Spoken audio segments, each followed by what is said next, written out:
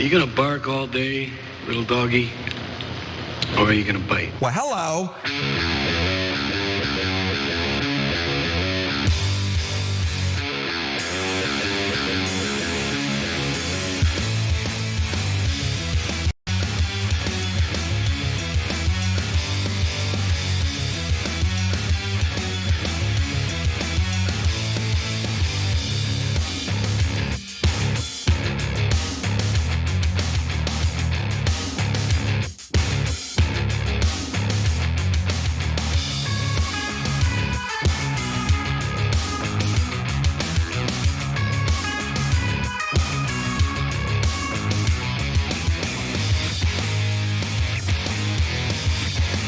All right, welcome to the Underdogs. Cenk and Annika Sparing with you guys. I've got the Operation Hope shirt on, but shop2it.com, sure.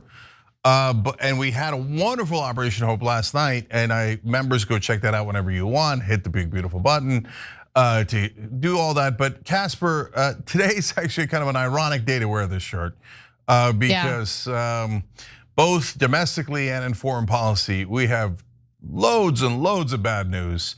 I'm not sure there's a single hopeful story in the rundown, and look, we'll deliver it with aplomb, as they say. But that being said, who says that, and what does that mean? I've never heard that in my life. Aplomb, A-P-L-O-M-B. People that are okay. Yeah, that are like 68 and above say it. No disrespect, here I am saying it.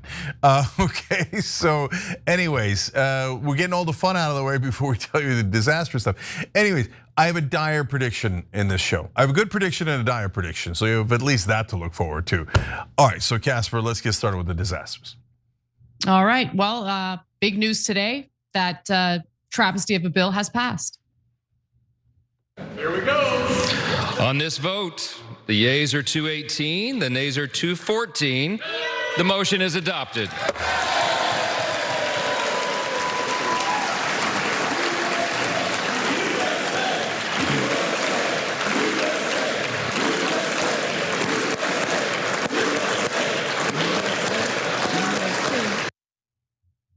Well, you just heard the chants of the puppets for the robber barons of this country, because the House has now narrowly passed Trump's domestic agenda, which extends massive tax cuts for the rich and largely benefits the most affluent people in America while gutting our social safety net programs. What a big win. Well, for the robber barons, of course. Now let's take a look at the vote where it did pass in the House, 218 to 214. All Democrats voted no. However, two Republican congressmen, Thomas Massie of Kentucky and Brian Fitzpatrick of Pennsylvania, voted no. Now, Massie is worried about the cost of the bill, and he's actually sincere about it as opposed to Elon Musk. And Fitzpatrick actually won in a battleground district. And so he's concerned that the gutting of the social safety net is going to have some serious political ramifications for him. And I think that he's correct. I think a lot of the Republicans who voted in favor of this bill will have their own reckoning to deal with once elections come around. But Representative Alexandria Ocasio-Cortez, in my opinion, explains exactly what I'm feeling about the passage of this bill. Let's take a quick look. I think this is one of the saddest days in modern American history. This is the largest. Withdrawal and ending of healthcare in American history. 17 million people in our country, 17 million Americans in our country are going to lose their Medicaid. They're going to lose their ACA insurance. Small business owners are going to have their healthcare costs skyrocket. And people are going to have their SNAP and WIC cut back. People are going to go hungry. People are going to get sick. She's absolutely right about that. And we're going to get into some of the more granular details in just a minute. But the so-called fiscal conservatives, of which there are approximately one, and that was Thomas Massie, who voted no. The rest who claim to be fiscal conservatives, the individuals who railed against most of this bill, they were the vocal individuals in the Republican Party who said, no, I'm not going to vote in favor of this. It's going to add to our debt and deficit. They all caved. They all voted yes. Again, Thomas Massey and Fitzpatrick are the only two Republicans who voted no. Cenk. Yeah, so we're gonna show you why this bill is deeply unpopular in a minute and give you the numbers on Medicaid and why I think that the Republicans just, cost themselves probably 6 million votes, which is pretty critical. So we'll explain all that in a second. But actually, before I explain all the different parts that are obnoxious here, I want to go to Donald Trump quotes, graphics 12 and 13 first. Because I remember somebody saying something pretty clearly. Here's Trump saying, we're not cutting Medicaid, we're not cutting Medicare, we're not cutting Social Security. Okay, so that seemed pretty clear, right? And then somebody asked him a question another time. They said, well, are you gonna cut Medicaid? And he said, I've said it so many times, you shouldn't be asking me that question. We're not going to touch it. Okay, so now you all know that Donald Trump is a giant liar, never meant it, was a fake populist, robbed from the poor to give to the rich, and that in this case, it is the most literal thing in the world, not 1% hyperbolic. Took about $1 trillion from Medicaid, and a bare minimum, she mentioned 17 million, that's a larger number when you take SNAP and other things into account, but just for Medicaid, 11.8 million people will lose their health insurance, verified 100%, okay? So 12 million people lose $1 trillion in coverage, and people making above $500,000 get $1.1 trillion. So they literally took from the poorest people who can't afford insurance or anything else, and they gave it to the richest people in the country. Did the richest people in this country really need an extra $1 trillion from the poorest people in this country? It's never enough, Cenk. It's never enough. Never enough for them. Never. Yeah. Never. And since it makes me sick. Yeah, and look, Anna, as you know, there's some decent nuggets in this bill that Democrats should have put in their bills. Child tax credit. I mean, Biden foolishly ended that after 1 year, and it cost him more in his polling than anything else. And this is why, is this going to affect people? The elections in 26 or 28, to me, is the real question, because child tax credits in there, eliminating tax on tips and overtimes in there, but it's temporary. The timing of the cuts is delayed a little bit, so people might not feel it enough in 26, but by 28, it is going to be an epic disaster. And Cenk, I want to be clear about something, okay? I think the child tax credit is a good provision. I'm glad that we have a child tax credit, but I don't want anyone to be under any impression that this bill has a robust increase to the child tax credit. It does not. It takes the child tax credit, which is about $2,000 per eligible child, to $2,200. So please spare me. Oh, but there's some good stuff in here for working class Americans. No, there isn't. Okay, sure. There's a little bit of a tax deduction when it comes to no tax on tips, no tax on overtime. It's means tested. It expires in 4 years. The tax cuts for the rich, though, those massive tax cuts for corporations, that's all permanent. Yeah, Anna. Okay, but the crumbs that working class Americans get, that's going to expire. There's all sorts of little loopholes to it. It makes me sick. This whole thing. Don't ever let anyone tell you that this bill is actually going to bolster the economic situation of working class Americans. It is not. So that's an excellent clarification, and all that is true. My point is that those crumbs come before the 26th election, but they run out by the 28 election, right? So this is a rough assessment of the timing. It's a little bit more complicated than that because things go in and out in different times. But my point is that as disastrous as this is, the American people might not fully realize the disaster before the 26 elections. They might, it depends on how quickly they get hit and which category they're in.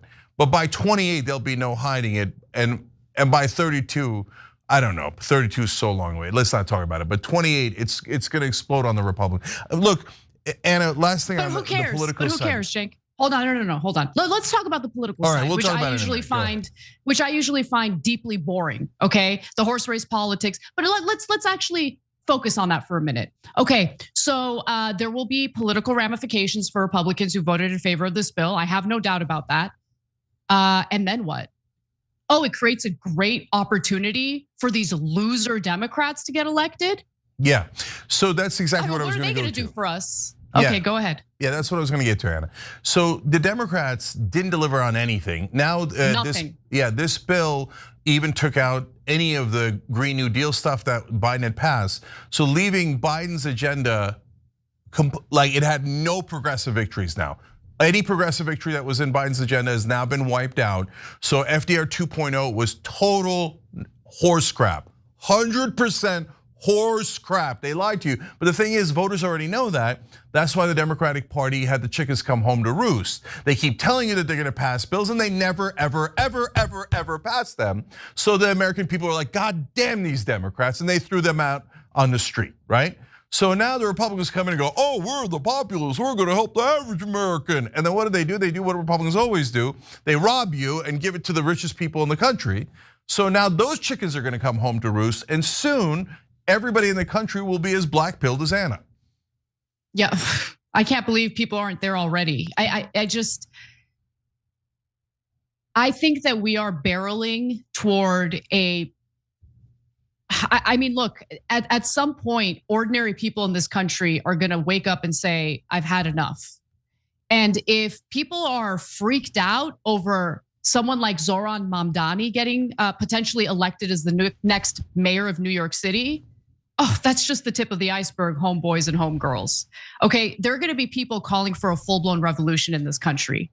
As more and more wealth gets redistributed from the bottom to the very tippy top, I guarantee you there is going to be a mass movement that these affluent people who think they're gonna get away with everything are not gonna like. And I'd like to avoid that type of situation. But you know what? They have no interest in reforming this broken system. Our Congress is totally useless. We're talking about literally hundreds of people elected into positions of power who have the best health insurance provided to them by the American taxpayer, literally chipping away and gutting our social safety net, essentially stealing from the poor to give to the rich. I mean, how does that not radicalize people in this country? Of course it does. Of course it does. People are sick of our degraded living standards. People are sick of working longer hours, working harder, and getting less for it. I mean, it's just pathetic. And as we're having our Medicaid gutted, food stamps gutted, there's no debate about spending tens of billions of dollars on a freaking genocide that Israel is carrying out in Gaza. Yeah. That's what's really going on here. And if you're not angry about it, there's something wrong with you. Yeah, guys, look, one quick thing here, then I'm gonna get to the back of the essence of the bill. Look, now later in the program, we're gonna do a story about AI and how it could wipe out anywhere from 10 to 50% of new jobs. So there's also going to be massive unemployment coming soon. Things are headed in a very bad direction. And when that happens, people are gonna blame capitalism first. Let's keep it real. That's gonna be one of the things that happens. And so people are gonna be surprised at the severity of the reactions that happen going forward. But overall here, we had MSNBC telling you, oh, the Democrats are great and Joe Biden's 2.0. And then now you got Fox News and the all right-wing media telling you how great Trump and MAGA is as they do all this. Eventually people are gonna realize, oh right, neither one of them is working for us. They're both working for the donor class, and nearly an identical donor class, which is mainly made up of corporations. We live under corporate rule. That is why you keep losing under both Republicans and Democrats. That you have to pick people who do not take corporate PAC money. If you don't, that should be your one litmus test. If you don't do that, they're never gonna vote for you. They're never gonna deliver for you. All they're gonna do is deliver for their donors because that's who got them into power. And it's amazing to me how gullible so many Americans are in thinking that the real enemy are Medicaid recipients. Oh, they're lazy bums and they should have work requirements. The majority of them do work. The able-bodied recipients of Medicaid already work. This is all about creating a bureaucratic system that makes it difficult for individuals, basically a difficulty in getting those benefits that they're entitled to because of the extra bureaucratic burden of proving that you are working enough to qualify for Medicaid. It's sick. It's sick. And if you think that the poorest among us are your real enemies, man, then you deserve to have your resources robbed from you and given to the rich. Now, with that said, I want to just quickly discuss the pathetic Republicans who pretend to be fiscal hawks when in reality they are just ready and willing to cave to Daddy Trump. So Representative Ralph Northam, a Republican of South Carolina, who staged an open revolt, as the New York Times put it, but still ultimately fell in line with his colleagues to support the legislation, refused to detail what he was offered in return for his support.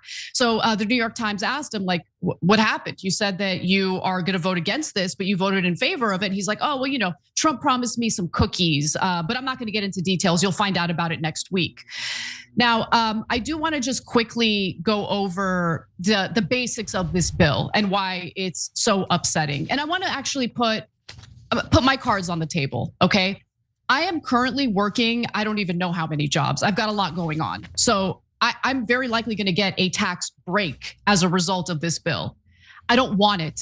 I want my fellow Americans to be taken care of. I want Medicaid recipients to still have those benefits available to them if they're having a hard time earning enough income to buy private health insurance. Okay, I want people who rely on food assistance to continue getting it. To me, that is way more important than saving a little bit on my freaking taxes. And anyway, but here's what the bill does.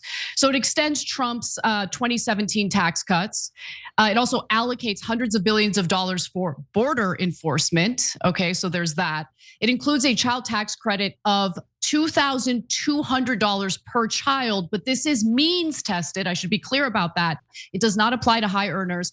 The credit is reduced by $50 for every $1,000 of income above the threshold of $400K per married couple or $200K per single parent.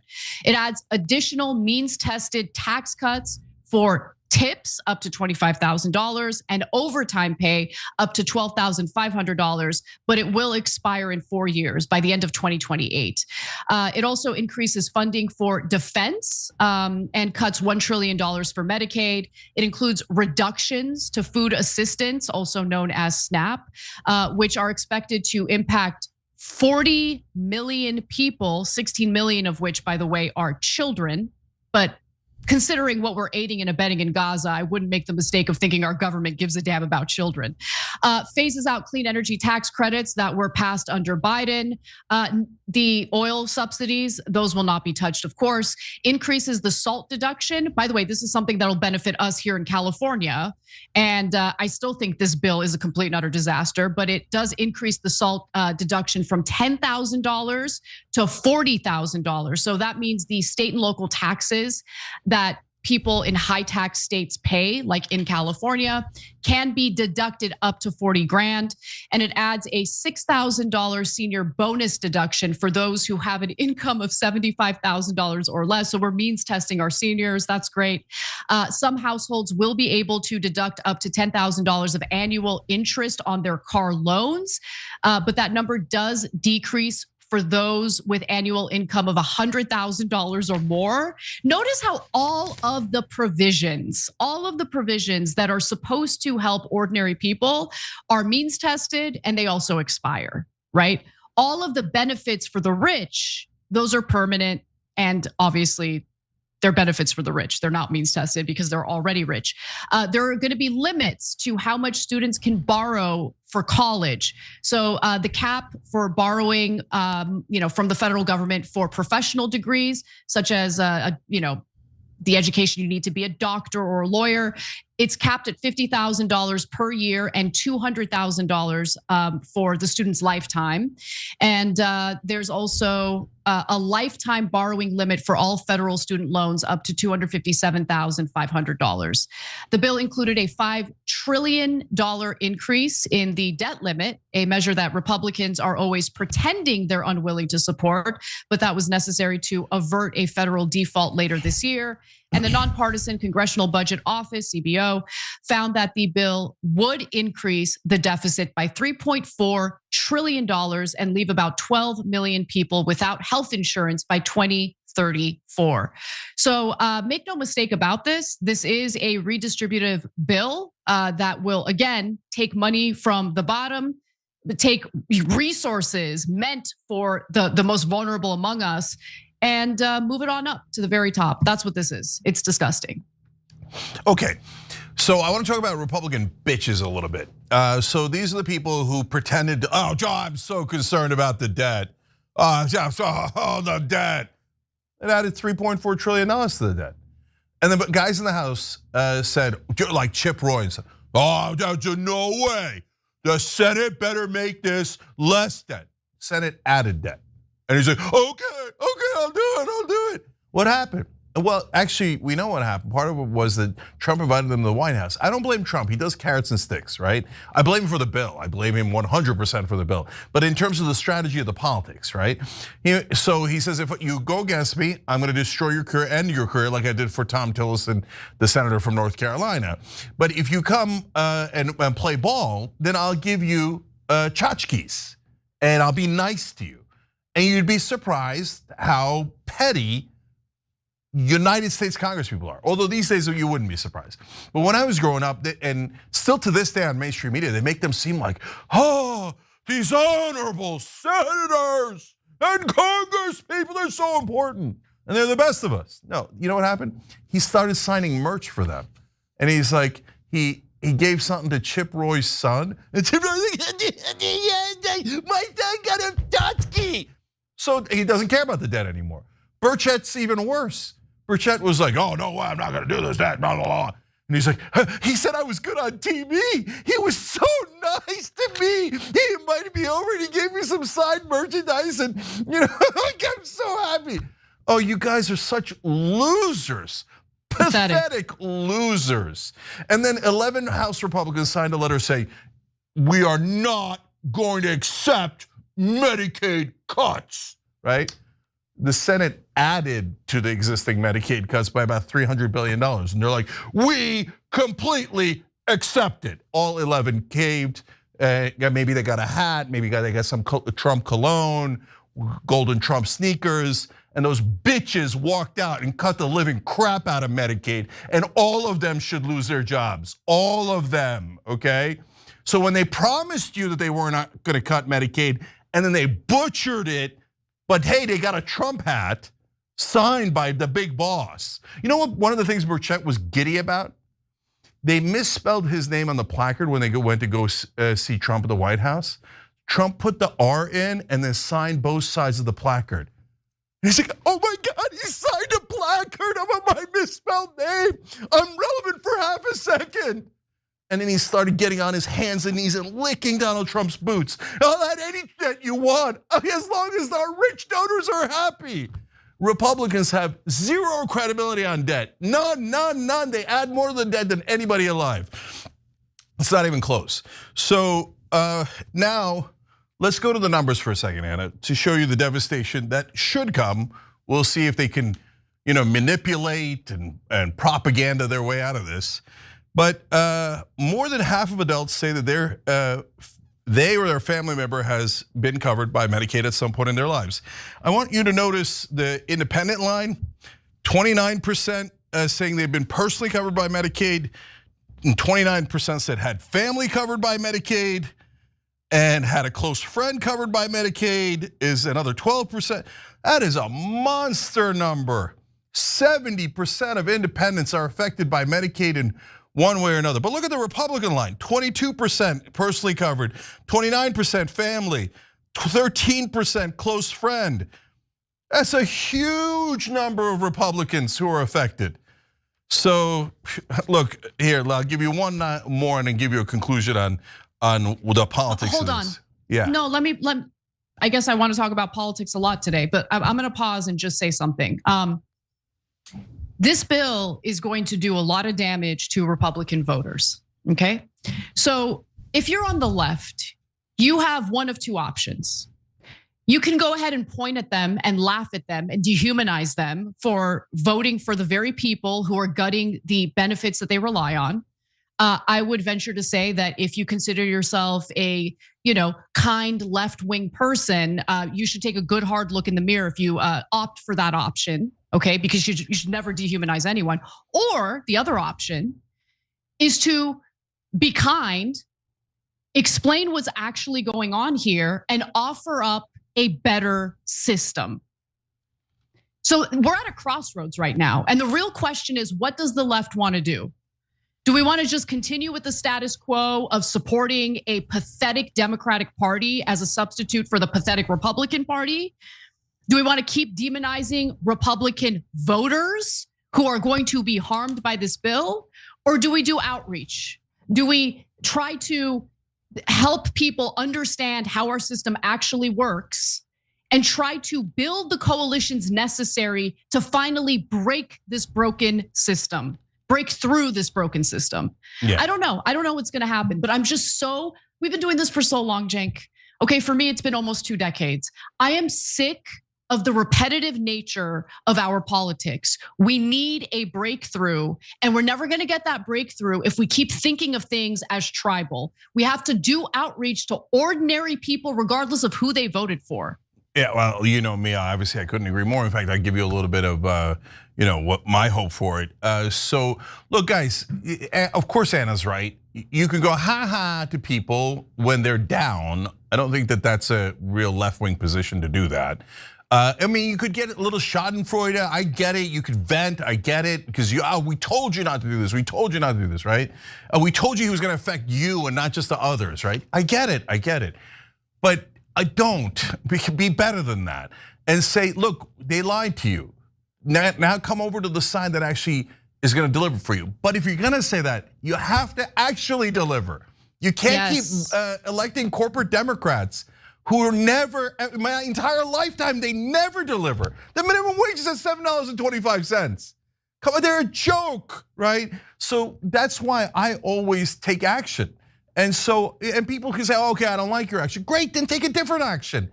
Go and fight forward, do something. So look, what I'm doing is rebellionpact.com, where you run populist left. And what that means is no corporate PAC money, and if you get in office, you must fight like hell for these. Higher minimum wage, paid family leave, lower drug prices, lower housing prices, etc. If you don't do it, if you don't deliver, they're never gonna believe you, okay? And then we're gonna get into the situation that Anna talked about in the beginning, where the American people go, I don't know what we're gonna do. But these corrupt sons of bitches never do what we want, right? And that's a dangerous place to be. So let's do the one thing the country has never tried. Populist economic left. The policies that you guys actually love and that poll amazingly. So now let's look at the last poll here on Medicaid. Look, guys, 83% of the country is in favor of Medicaid. That is an unbelievably popular program, okay? 83%, either very favorable or somewhat favorable. But when you look at independents, the same 83%, overwhelming, they love Medicaid. How many times in my lifetime has the mainstream media painted Medicaid as like, some fringe program, I don't know, it's a mixed bag. No, Americans love it. They love it. The government programs never work. No, they love it. They love Medicare, they love Social Security, and they love Medicaid. They all poll over 80%. But look at the Republican line, guys.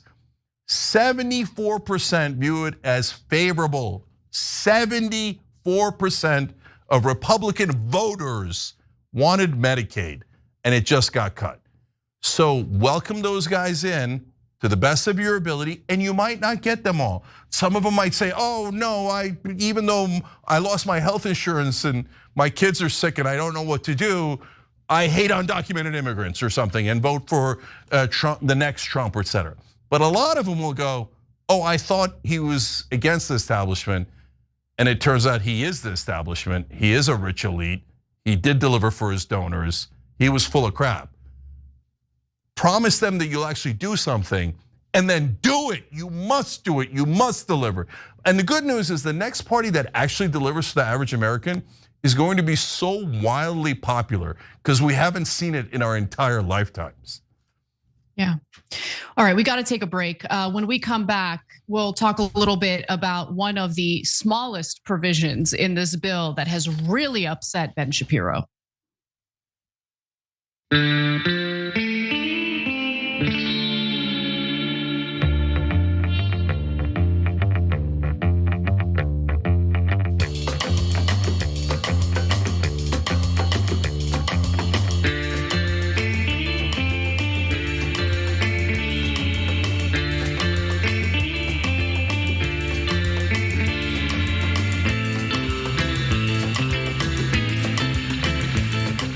right, back on TYT. I'm going to read some of these blind. Let's go to Super Chat for a second. Antonio Walker, the Kia guy, says, if people that are losing Medicaid, do they still qualify for private health care? Also, beyond people who are just not working, is there anyone who's disabled that doesn't get Medicaid now? I'm under the impression that it adds work requirements. So it does add work requirements. And there's certain ways that you can get back into Medicaid if you've lost it. But can you just go get private insurance? No, if you could get private insurance, you wouldn't need Medicaid. So the whole point of Medicaid is for people who can't get private insurance and who can't afford it, right?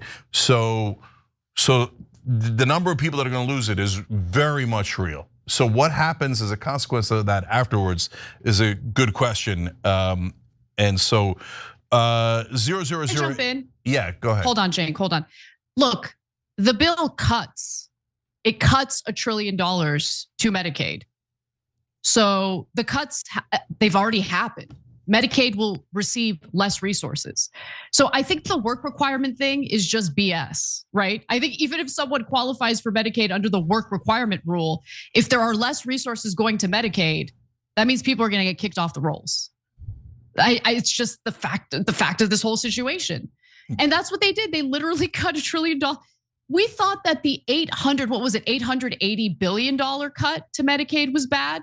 They sent it over to the Senate, and the Senate's like, no, hold my beer. I'm gonna add more to the cuts. It's unbelievable. Yeah. But less resources to the program means less people will be able to get insured through Medicaid. Yeah, back to Super Chat. DJ Payne says, this makes me sick to my stomach. They're gonna lose the House once people see the damage this is gonna do. Independent Conversation says, I don't like preaching religion, but I hope you let me have this point. Greed is one of the 7 deadly sins, and I hope the rich and the GOP who voted for this remember that. No, there's no chance they remember that. They think that Jesus was for war, violence, killing people that aren't like you. I mean, we got evangelicals going to kill Palestinians in Gaza now. This is, so greed, they're like, yeah, greed. Jesus loved greed. He went into the temple, found the money changers and hugged them, and then did some sort of finance deal with them. R. Stone says crime will go up because of this, but wait until someone loses an elderly family member from the revised degradation of the medical system. 00083 says, now that the poison pill has passed, the poison pill bill, it's our job to make sure that the Republicans choke on it. He also wrote and talked to them, referring to the voters. Don't blame them. That's a plan, and I hope that they want to listen to you. That's all you can do. Look, we're trying our hardest, and others are saying no, don't do that. Just yell at them. Okay, that's an interesting strategy. So you guys make a decision on what you think is the better strategy. Bob Sirachi, guitar writes in a YouTube member section. Been a producer subscriber since around 2007. But happy anniversary here. You're amazing, Bob. Thank you, brother. We appreciate you guys. Angel SWTY says, what the F? We got screwed over a few Donald J. Trump autographs? Yes, that's how all it petty takes. they are. They're cheap whores. Well, there you have it. We'll be right back.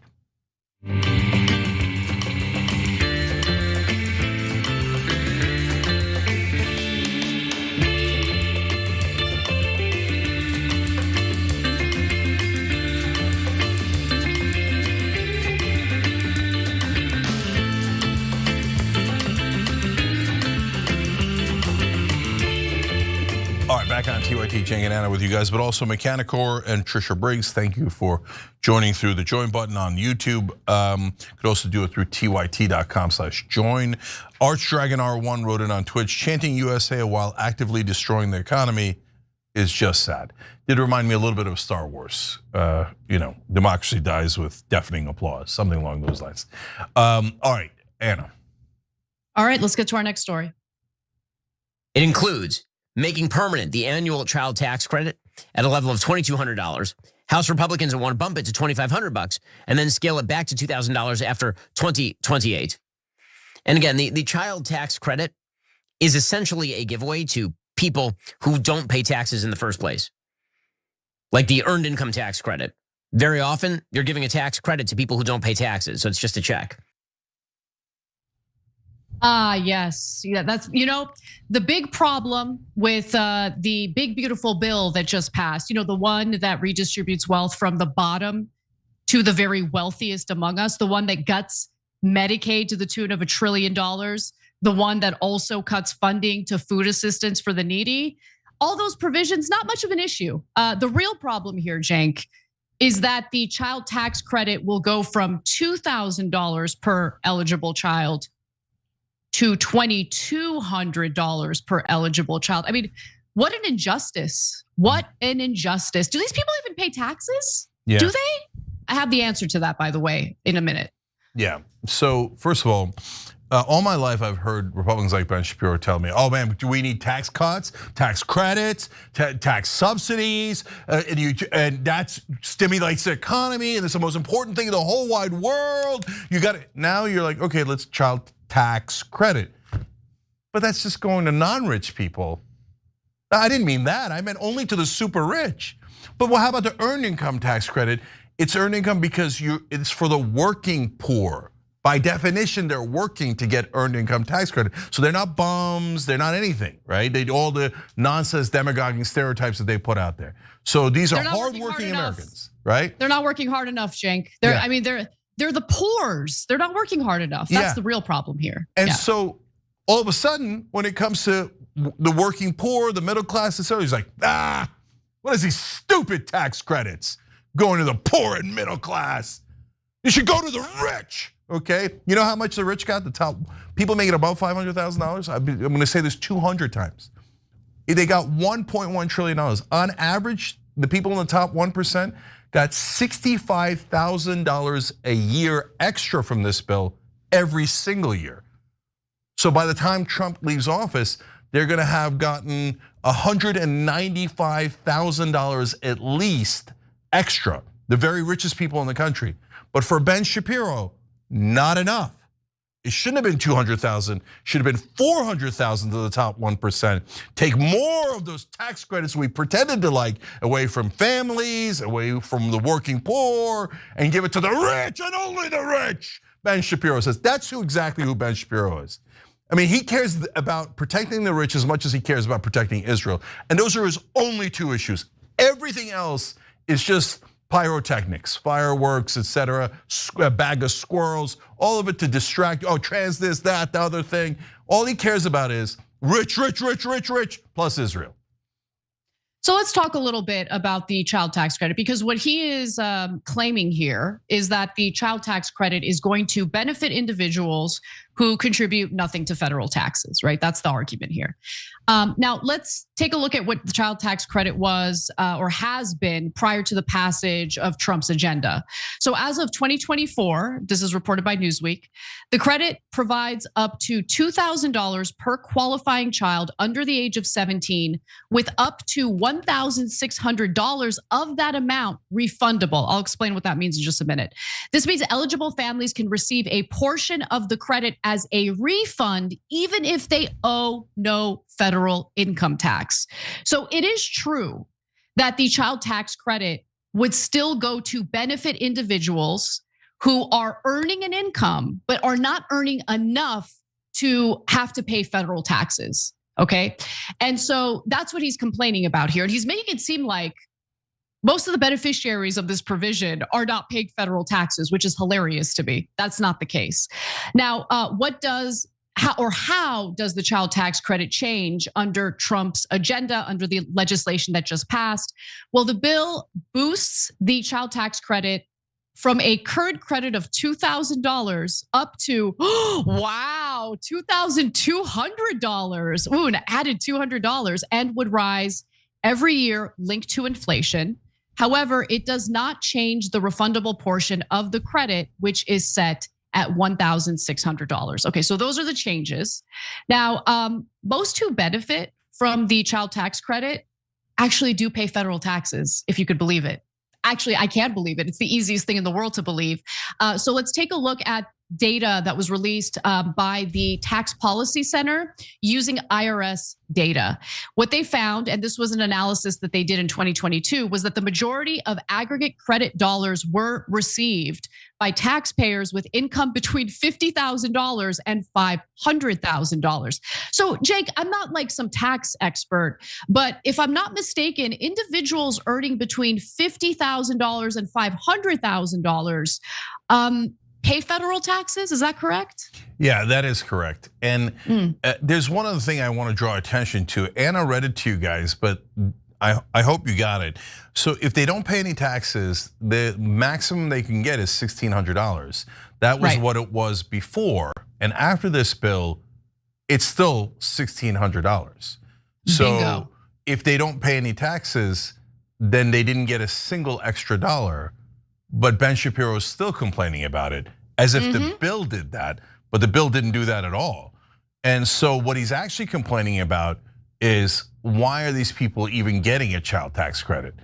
Why would a tax credit go to anyone that isn't in the top 1%? He's furious about it. He's such a joke. This goes to the middle class. And they claimed, oh no, the tax cuts. Oh no, the Democrats and the left says they're just for the rich. No, they're mainly for the middle class. They're really gonna help the middle class. The middle class is getting some. God damn it, I told you to cut all those middle tax ones. Okay, or make them temporary and capped and non-refund, all these different things that they've done. No, this is, every tax cut scheme is a scheme to take your money and funnel it over to the wealthiest people who bought all of our politicians. All the donors are super wealthy. And every one of them tells all of the politicians, cut my taxes and I don't give a goddamn what else you do. Yeah, and by the way, about 25% of all child tax credit recipients are earning between $100,000 and $200,000. So in other words, the vast majority of individuals who are taking the child tax credit are paying federal taxes. The bill that just passed changes nothing for those who are so poor that they don't have to pay federal taxes. The fact that he would even focus on this for a second, it befuddles me, considering how much this bill, again, redistributes wealth from the bottom to the top, and more importantly, adds to our already unbelievably high federal debt of $37 trillion. It adds 3.4 trillion more in debt. But let's go ahead and demonize literally the poorest people in this country who have no voice, who have no representation, who keep getting shafted regardless of which party is in charge. It's utterly ridiculous. So that's what we're dealing with here. We have trash media in this country, a useless Congress that just takes, engages in insider trading, engages in all sorts of behavior that would be considered criminality if ordinary Americans engaged in it. And they get the best healthcare coverage in the world, the best retirement benefits in the world. That's what we're dealing with in this country. It makes me absolutely sick. Yeah, we gotta take a break. Let's take a break, Jake, because we're running out of time. When we come back, we've got a lot more to get into, including even more Mamdani derangement syndrome.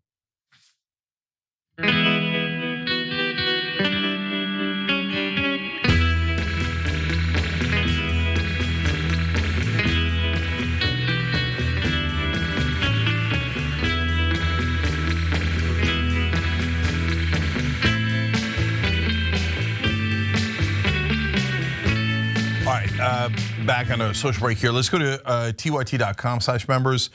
/members, just tyt.com. All right, Danny Sam says, I thought they wanted people to have more kids. Well, of course they did, but they don't want to pay for it. In fact, they'll take from them and then say, well, good luck with your stupid kids. And you better have a job and you better not get fired because of AI or any other reason. And you better not have any kind of problems in your life. Otherwise, you're off to the meat grinder. Because I gave all the money to the rich. That's the Ben Shapiro plan, that's the Republican plan, that's the Donald Trump plan. So, right, couple of crumbs here. Here's $400 to the middle quintile. Okay, wow, $400. Meanwhile, the rich are getting $65,000 a pop. $65,000 extra. Imagine what you can do with $65,000. They're like, nope, the richest people in the world need that. They need it every single year. Unreal. Mr. Fantastic Dragon says, My heart goes out to all of them. They are going to be suffering greatly for believing the lie. 100%, Anna. TYT is lifting up, not tearing down. That is why I'm here and glad to be amongst my brothers and sisters. So that's referring to the Trump voters who are going to suffer from this as some of their Medicaid is cut, etc. And I'm right there with you, brother. And I love this community because we're actually caring progressives who don't want to look at people who are suffering and go, okay? What we want to do is say, guys, we're actually trying to help you. Like our side is the only side actually trying to help you. On our side, and I mean it super specifically, populist left. I don't mean corporate Democrats or anything else, okay? Let's just do the most popular policies in the world. Like the populistplank.com, it's the top 6 policies. They're all super popular. They're all for the middle class. They're all for the average American.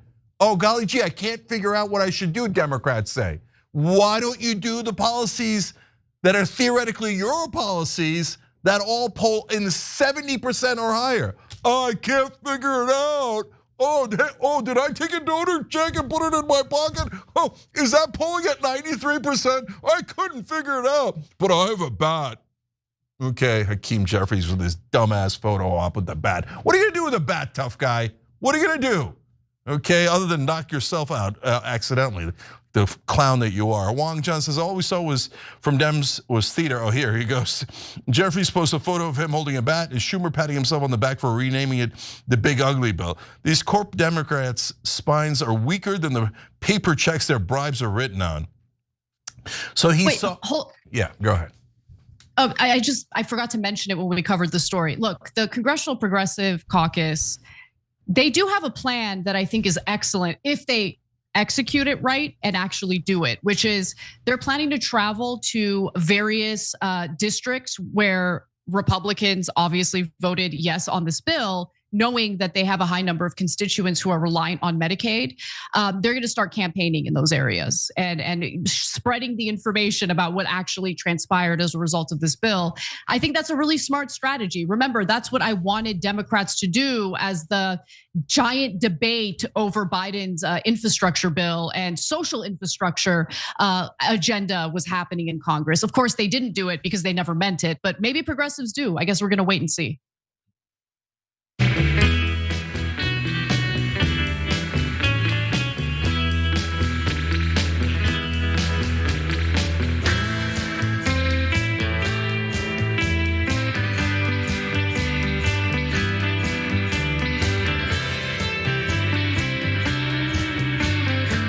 Back on TYT, Cenk and Anna with you guys, and Holid, thanks for hitting the button below to join. Dawn Whitehead gifted 2 memberships on YouTube. Appreciate you, Dawn. I'm gonna just read this here, Anna, from a YouTube member, because I want you guys to understand the real life effects of this. Their handle is I smoke and I know things. They say, I'm a disabled mom with 2 still at home. I get Medicare and Medicaid. I get Medicare and Medicaid pays for my premium and co-pays. I barely clear $1,000 a month, so I will now have no insurance. What are you gonna do? What are you gonna do when you have no insurance? The thing I can't get out of my head is, it's not a twisted ankle, guys. If you get cancer and you don't have insurance, it's a death sentence. Remember the death panels the Republicans used to complain about? They just did that for millions of Americans, so the top 1% could get $65,000 a year. I mean, it's just grotesque. All right, Anna. All right, well, that bill should inform the right wings, should inform them why someone like Mamdani in New York City would be appealing. With that in mind, let's get to all of the latest in Mamdani derangement syndrome. What is the driving force of Mamdani and how do we defeat him?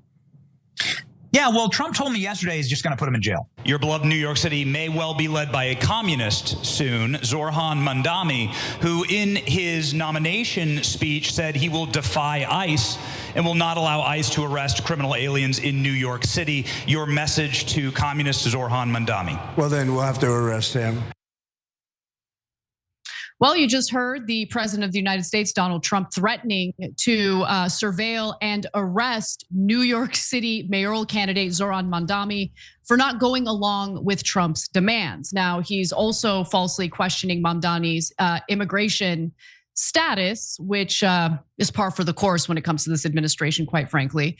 Right-wing hack Benny Johnson, and he is in fact a right-wing hack, claims that Trump, a man who has ICE detaining literal American citizens as we speak, is planning to arrest Mamdani because his policy proposals are patently illegal. Here he is describing the policies that allegedly are worthy of arresting a mayor. Over. Mamdani wants to tax people based on their skin color. He says so, and he doubled down on that, Charlie, in fact, this weekend, saying that white people in New York need to pay more taxes. That's something that obviously drew a rebuke from the Trump Justice Department. But President Trump told me yesterday when I asked him about Mamdani that he's going to be facing serious federal threats for stopping ICE enforcement in the city of New York. This is what he promised to do when he won in his nomination speech last week. So how do you stop him? I'm not sure. And it begs the question, Charlie, that I don't know the answer to, which is, do we let our great American cities fail? Okay, so Benny's comment about taxing people based on their skin color is a reference to a controversial line in Mamdani's homeowner policy memo that outlined some of his proposals. I'm gonna read from it. It said that he plans to shift the tax burden from overtaxed homeowners in the outer boroughs to more expensive homes in richer and whiter neighborhoods. I think he could have dropped the whiter part and just focused on richer, but he didn't, and so obviously that's attracting a lot of negative attention. In an interview with NBC, Mamdani explained what was meant by that. Explain why you are bringing race into your tax proposal. That is just a description of what we see right now. It's not driven by race. It's more of an assessment of what neighborhoods are being undertaxed versus overtaxed. We've seen time and again that this is a property tax system that is inequitable. It's one that actually Eric Adams ran on, saying that he would change in the first 100 days. He's since sought to defend it and lost at every juncture in court. And I understand you're saying we're simply describing the types of neighborhoods that would see these increase in taxes, and yet by invoking race, do you run the risk of potentially alienating key constituents? I think I'm just naming things as they are. And ultimately, the thing that motivates me in this is to create a system of fairness. It is not to work backwards from a racial assessment of neighborhoods or our city. Rather, it's to ensure that we actually have an equal playing field. And right now, what we see with the property tax system is one that is overtaxing a number of New Yorkers and undertaxing others, and an inability of political will to resolve that. I think the inclusion of white was not only unnecessary, I think it was politically stupid to do it. This was an unforced error. I get it. I get that the left is obsessed with demonizing white people, but it is a losing strategy. Focus on class, for God's sake. I don't understand why this is so difficult to understand. It does alienate people when you focus on race in a context where you really don't need to. You need to focus on class and the fact that there's an unfair system that benefits the rich at the expense of the poor. It's very simple. Yeah, I mean, look, again, I always clarify, the radical left, it demands that you say it's a white neighborhood, right? But the rest of the left is actually, first of all, they're white, okay? And all races, black, brown, Asian, etc. And they're not demanding that you single out any race. Look, if you're on the left, you're supposed to be for equality. You're not supposed to be for finally we get to lord over them. That's not a thing, okay? That's not an ideology on the left, even though some are radical enough that they're pretending that it is. Okay, anyways, look, here we are stuck between two things that are problematic. Okay, so first of all, yeah, take out you don't need the description of white. It doesn't add anything to it. Right? No, it doesn't. But by the way, Cenk, I don't want to get distracted by that stupid unforced error, because the real issue, and I don't want to even equivocate here, the real issue is when you have right wingers salivate over the idea of throwing their political prisoners in prison. Yeah, no. Political opponents in prison, I mean. Yeah, I know. That's what I'm getting to. So I don't love that he put the word white in there, but is it that he was going to do racial assessments and then tax people accordingly? Well, you just heard him say, absolutely not. Absolutely not. It was a description of the neighborhoods that already exist, okay? So now Benny Johnson knows that, and he goes on and he says, oh, that's it, they're gonna tax people based on race, and that it's illegal. Well, good news, he's not doing that. And then we're gonna have to arrest him. We're gonna have to arrest him before he does it on pre-crime of a thing he's not saying that he's actually going to do. So he puts in one, in my opinion, dumb word in there. And so what is that? That's an infraction of what, 2%, 5%, whatever, but you see I'm annoyed by it, right? The infraction of arresting the guy who won the Democratic primary because of your disagreements about taxes is an infraction of, I don't know, 2,000%? What do we do in America? We're now arresting people based on non-existent differences on taxes. In this case, it's not that Benny Johnson and Mamdani agree on the tax code. It's non-existent in that what Benny Johnson is claiming, Mamdani's not going to do and doesn't say he's going to do. So he makes up something and then says we have to arrest them for the thing that I made up. Okay, that is a billion times worse. So, but I want to be accurate, right? So, Benny Thompson is a dishonest. Benny Johnson. What did I say? Thompson. Benny Johnson. Oh, sorry, no, Benny Johnson. Sorry about that. I misspoke. But I don't take anything this guy says seriously. He's a dishonest actor. When it comes to the question that he asked to Trump, it was focused on ICE operating in New York City and how Mamdani is going to stand in the way of that happening. So it is true that the Trump administration has already arrested office holders who have fought back against what ICE is doing in their cities. So I don't put it past him to do that. If Mamdani, if it comes to that, if he gets elected as the new mayor of New York City and attempts to stand in the way of whatever ICE under Trump wants to do in that city. Yeah, so this one also requires nuance. So on the Mamdani side, look, when it comes to sanctuary cities, if they're coming for undocumented immigrants that are not criminals, no, we have to protect those folks. I get it. There's a lot of reasons why sanctuary cities make sense. A lot of people are worried about reporting crime if the police are going to collect information about the victims. So all of that makes sense. But there is one part of sanctuary cities that's never made sense to me, and which is if they've committed a crime and ICE is going to come pick them up after they've served their sentence, you should let them into the prisons to pick up the criminals, to deport them, because that is the law of the country, and it's a perfectly rational and fair law. So I would make an exception for that. I don't know why you wouldn't make an exception for that. Now, if you don't make an exception for that, and you're a mayor of a major city in America, should you be arrested? Of course not. Of course not. And look at Donald Trump. Oh, I'm worried about lawfare, right? Then he's like, I want Mamdani arrested. I want people at CNN prosecuted. I want the former Department of Homeland Security chief under Biden arrested. And I'm forgetting one other giant person he wanted. Oh, Elon Musk apparently either arrested or deported or denaturalized.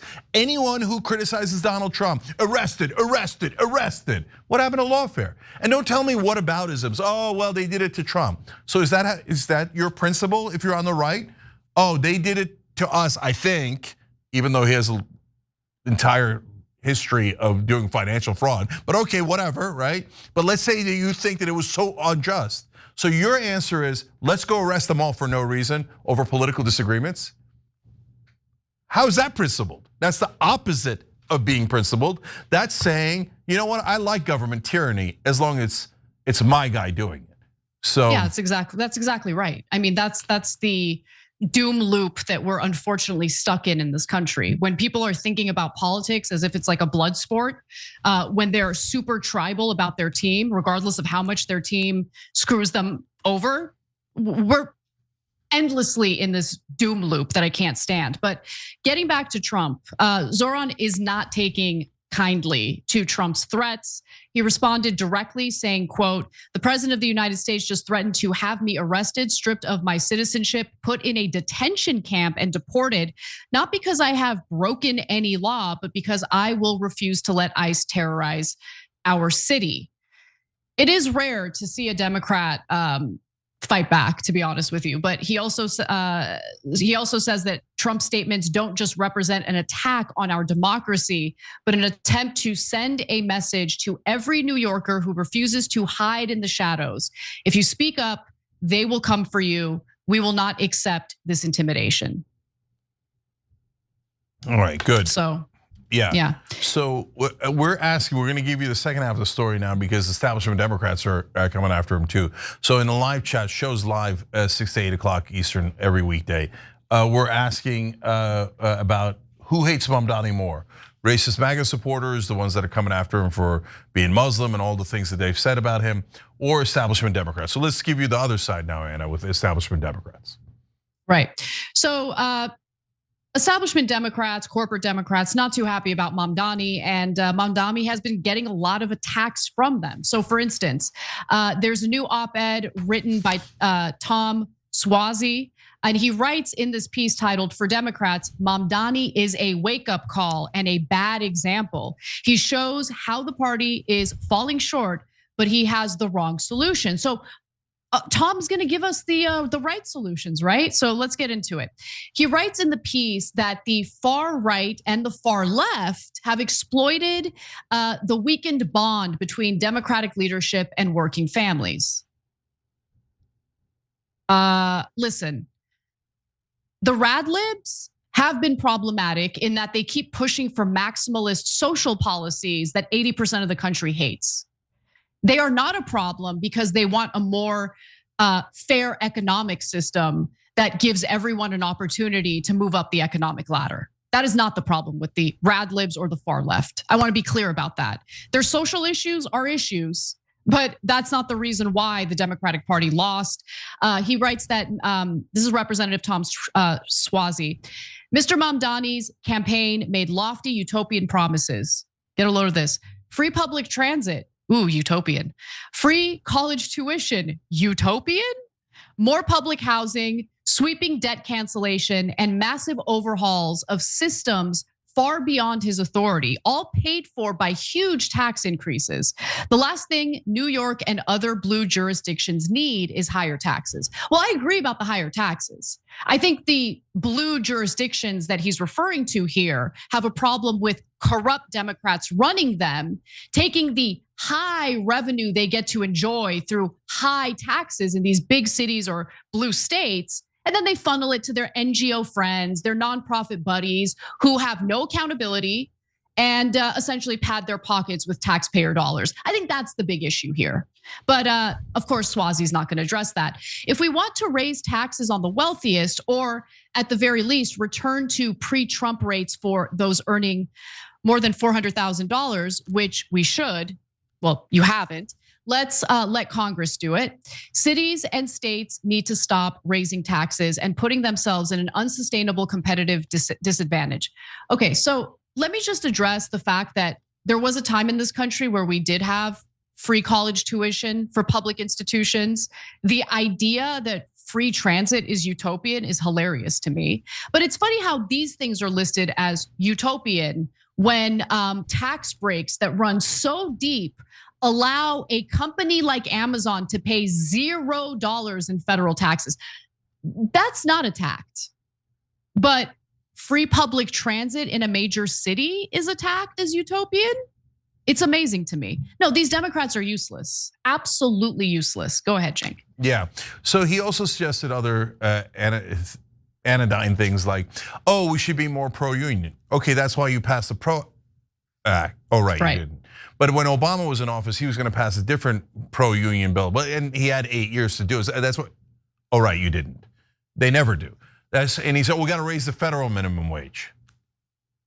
It's at $7.25. Obama didn't raise it for 8 years, and the very first thing Joe Biden did was take it out of a bill and go, "I'm just lying. I'm not going to increase minimum wage for the masses." No, FDR 2.0. Okay, so he's lying. They never do that. He's just saying, oh, the way to get back into power is not by promising real economic change like Mamdani is. The way to get back into political power is to make fake economic promises we never keep and are never going to keep. And another fake promise was, as Anna pointed out, raising taxes on the rich. I mean, it's hilarious. Then why don't you do it? Like when the Republicans get in office, they immediately cut taxes on the rich. Is their first priority, Trump, the first term, his one major bill, and the one he did first was tax cuts for the rich. Second term, first major priority, and probably the only one, tax cuts for the rich. Okay, when Democrats get into office, they say, oh, we're gonna raise those taxes back up on the rich. And then they go, oh yeah, we're just kidding, we're not. And we're not even gonna try. We're not even gonna try.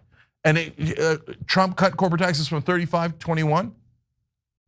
And Biden's like, we're gonna bring it back to 28. It was at 35. Okay, fine, Manchin says 25. 25, it was at 35. And then, okay, so where's your bill to increase it to 25%? Oh, I don't have one, I was just kidding. Okay, so Tom Sozi, or whatever the hell your name is, we all know you're lying. Everyone knows you're lying now, the game is up. Yeah, mainstream media will be like, oh yes, corporate Democrats, they will raise the minimum wage even though they never do. They'll raise taxes on the rich even though they never do. Except they never add the part, they never do, right? Right. They just promise it. They promise it to win elections, they never deliver. And then people like me develop a deep hatred for the Democratic Party because they're losers. They're just as corrupt as Republicans. They just pretend to be friendlier. They pretend to care about equity. They pretend to care about all sorts of things they don't actually care about because they're corrupted by the exact same corporate interests. So the jig is up. Like 100%. And by the way, here's Swazi himself summing up the message that he tried to get across in this pathetic piece. There are 4 key takeaways from my op-ed. Number 1, Assemblyman Mamdani is a charismatic, smart, and effective campaigner, but I disagree with him. 2, like President Trump, he correctly diagnosed the core issue confronting most Americans. The economy's not working for them. 3, Democrats need to recognize that economic discontent, and they must focus on solutions that will provide economic security for American families. And finally, 4, that message need not be Mamdani's socialism. It need not be Trump's wealthiest first agenda either. There's another way.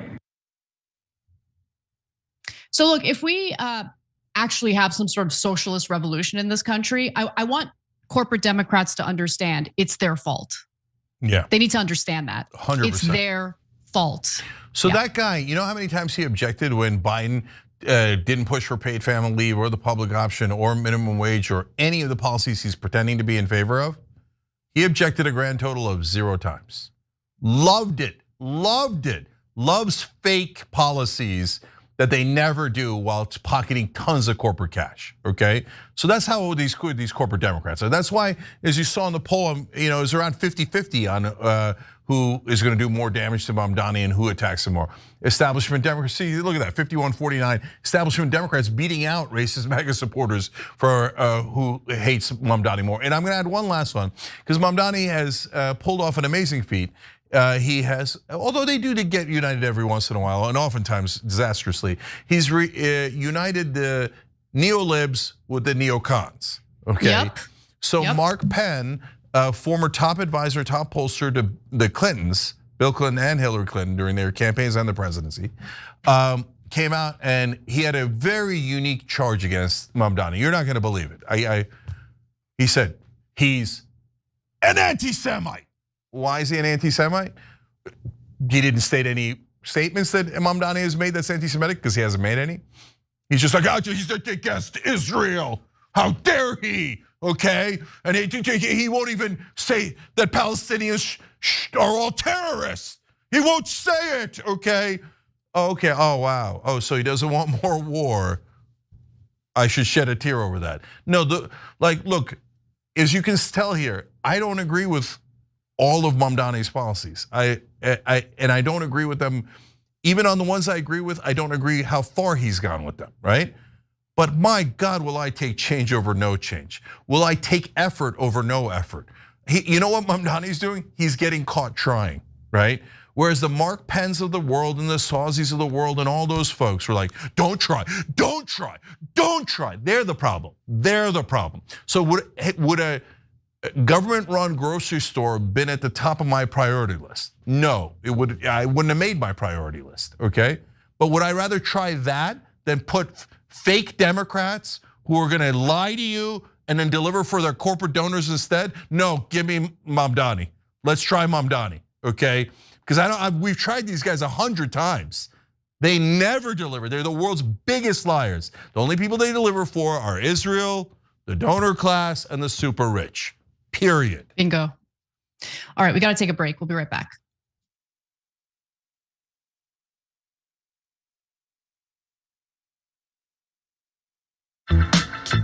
I went to Kentucky Fried Chicken when I first got my license, like 17 years old or 17, 18, whatever it was. And I'm driving, I think, my dad's Oldsmobile. And I parked it in a place where there was 2 cars next to me, really tight spot, and a car behind me. I don't even know how I got in there because I'm a terrible driver. Back then I was an even worse driver.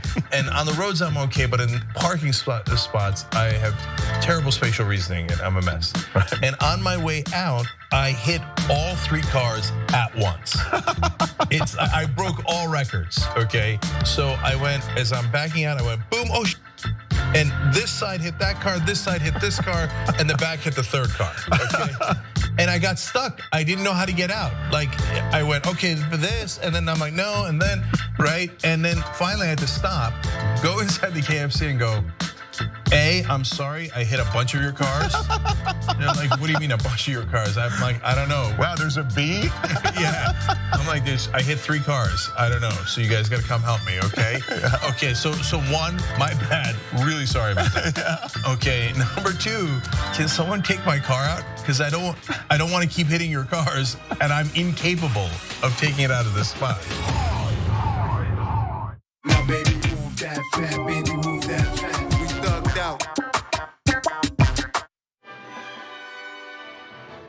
Hi, I'm Brett Ehrlich with breaking news with Brett Ehrlich. This is breaking news with Brett Ehrlich. Hi, Brett Ehrlich here.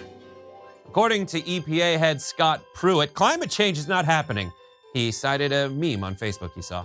When pressed to back up this source, he said it must be accurate because the watermark said it was made by a scientist. So, your move, Truth.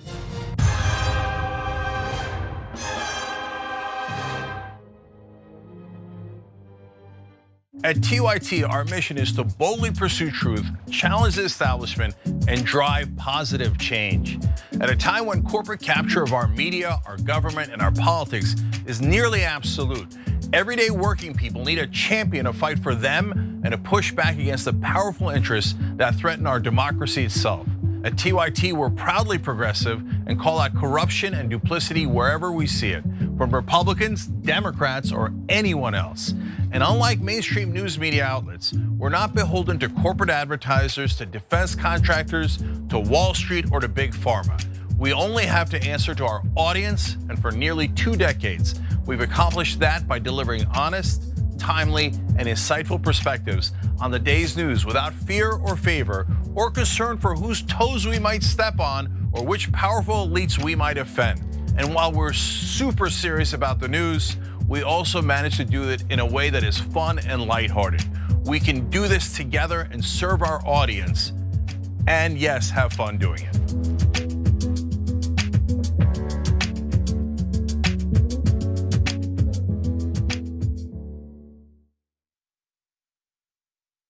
You are the media revolution. You are much needed. TYT, TYT. The place is like 95% TYT on.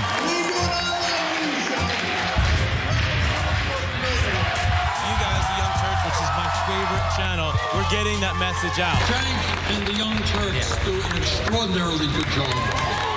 No matter what mainstream media says, you have to listen to the Young Turks. The people who support us on the internet, that's what gives us strength. That's what allows anyone who was in there who was undecided to think one side seems to be winning, they seem to have a bigger army. There might be a reason for that. So thank you guys.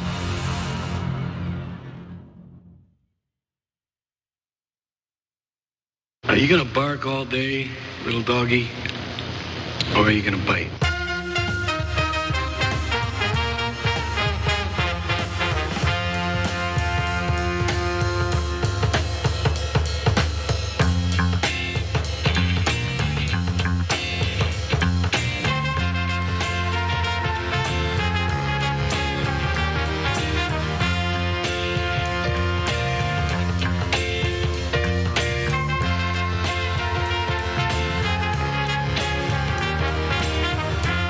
right, back on TYT, Cenk, Anna, and Maziar Zia. Thank you for joining. Appreciate it. Wonderful of you to join us.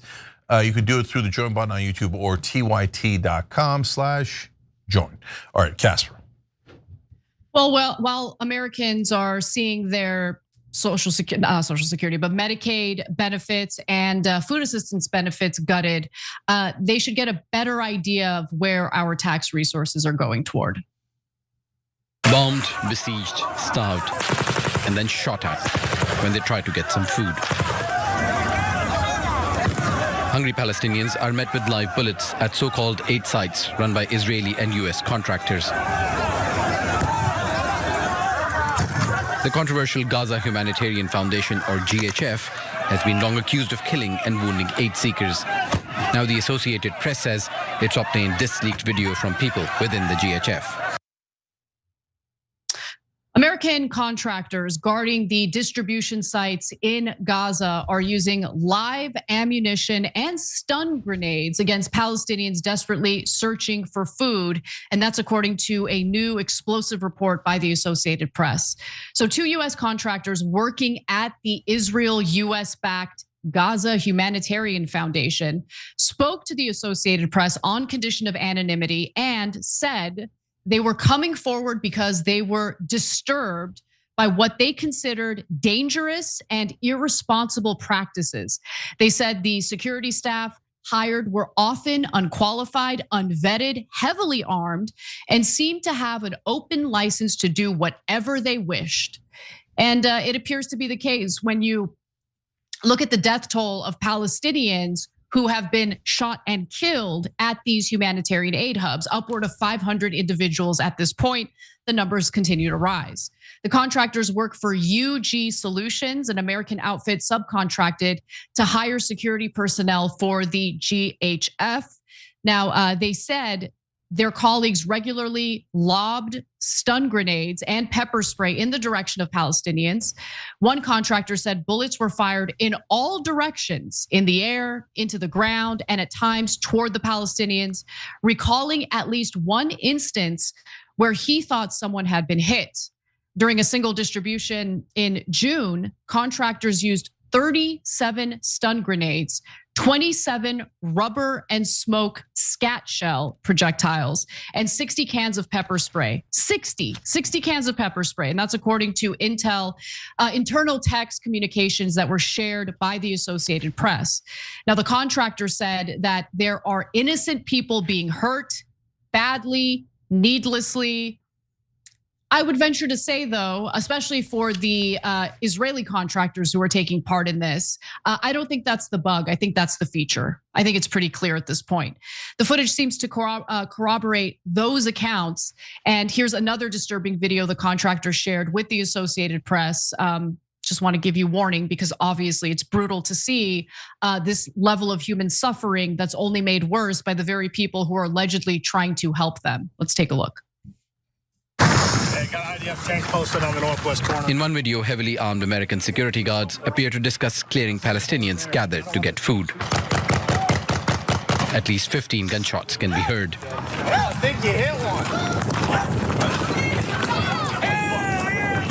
one. One contractor's testimony appears to show the mercenaries opening fire on Palestinians walking away from the aid site. Audio analysis of videos indicates the machine gun fire was close to the person filming it. So the contractor who filmed that video said that he actually watched another contractor fire at Palestinians and then saw a man about 60 yards away drop to the ground. So what have we become? Seriously, are we proud of this? You have American contractors carrying out these acts of terror in a strip of land that's been terrorized for decades by Israel, a country that we're currently funding, aiding, and abetting in their genocide of the Palestinian people. What have we become? Is this what we're proud of? Yeah. So Al Jazeera used the right word there. They're mercenaries. That's what we used to call these folks. And now calling them private security contractors is like calling torture enhanced interrogation. So mercenaries sign up to do this for money.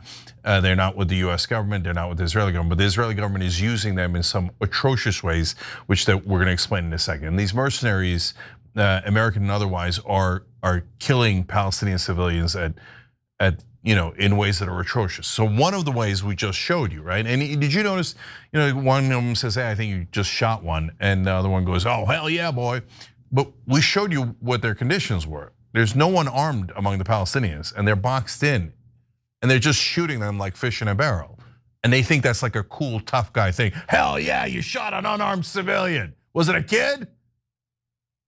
And how are we finding out about a lot of this? Some of the American mercenaries are coming back and talking to the Associated Press because it's destroyed their it weighs so heavily on their conscience, It should.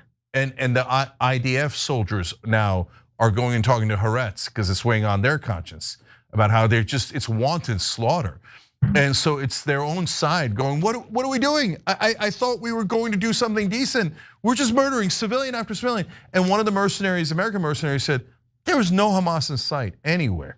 There was no Hamas that we ever saw, no one armed we ever saw. We're just shooting at completely unarmed civilians who are trying to get food for their family. So I have a lot more on how this has turned into the Stanford prison experiment on a mass scale, right? Because they're playing Squid Games with these guys. It's like pretty literal, as I'll explain it. There's Where's Daddy, where they murder their families. And so this is like one of the sickest genocides I've ever seen. Not just in terms of the number of people killed and massively disproportionately civilians, right? But like they almost seem to be having fun with it. It has a Mengele feel to it. So I'm gonna explain more of that in a second, Anna. So that same contractor that was telling the Associated Press about what he saw in the video that we showed you, he also revealed that there is collusion between the Americans on the ground and the Israeli Defense Forces. I mean, this entire genocide has been collusion between the United States and the genocidal government of Israel. He said that American staff at the sites monitor the people coming to get food and then document anyone considered suspicious. Again, I want to reiterate what Cenk said earlier. We're talking about unarmed individuals. We're talking about desperate, starving Palestinians, okay? So they get to determine who they consider suspicious. Then they share that information with the Israeli military, presumably so the IDF can later target those people. And they will target those people. And guess what? As those innocent individuals get slaughtered, it gives the Israelis the perfect cover story. Well, the Americans told me that this guy was dangerous, suspicious. So good job, Americans. Really proud of you here.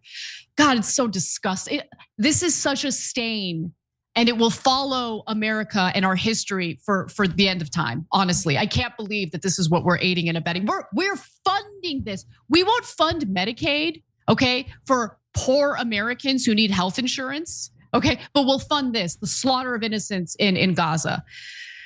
By the way, the Associated Press also confirmed that the footage was in fact legitimate by geolocating the videos. But they do note that the AP or any journalism organization cannot independently verify the contractors' specific stories.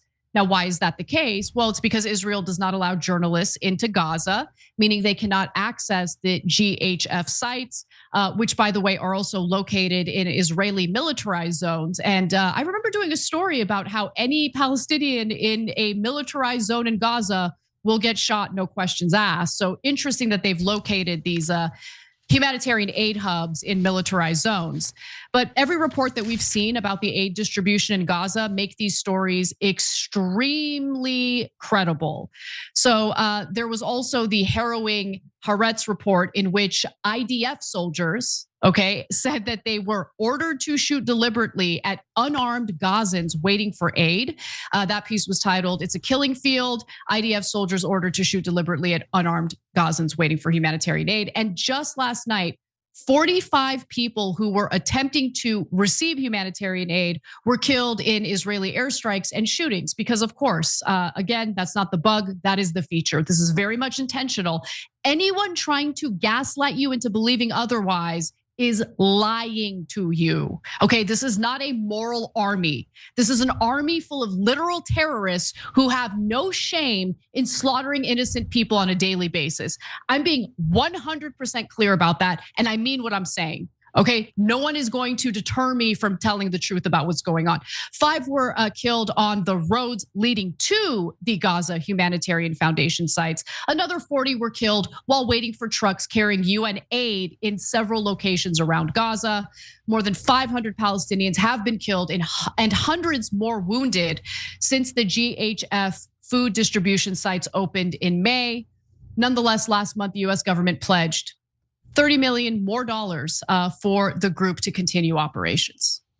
Okay, so look, I don't think what you're saying is even controversial at this point, other than the Israeli dead enders who are like, oh no, Israel is the greatest country. Oh, you are Great, all go live in Israel. anti-Semites. Go live in Israel, please. We don't want you here. Yeah, go live we in don't. Israel. No, like, if you're one of those people, then go to your beloved Israel and have your greatest dreams come true. We sign up to the IDF and murder innocent Palestinians, okay? But for the rest of America, we're done with it, okay? Like in terms of the voters. Now CNN did a story the other day, showed a poll.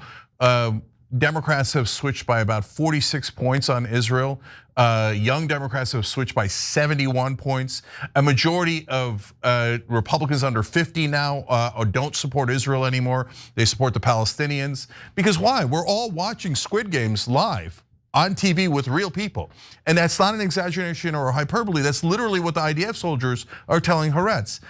One of the operations is called Operation Salted Fish.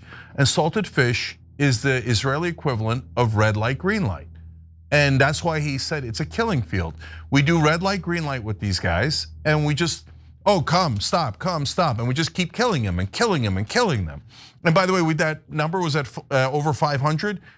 Earlier today, by the end of the day, it was over 600 killed in food distribution centers because they keep slaughtering and slaughtering. So there's that one. There's the second one called Where's Daddy? So these things are interconnected because now the American mercenaries, the UN did not collect data at food distribution centers. They just gave food to starving people.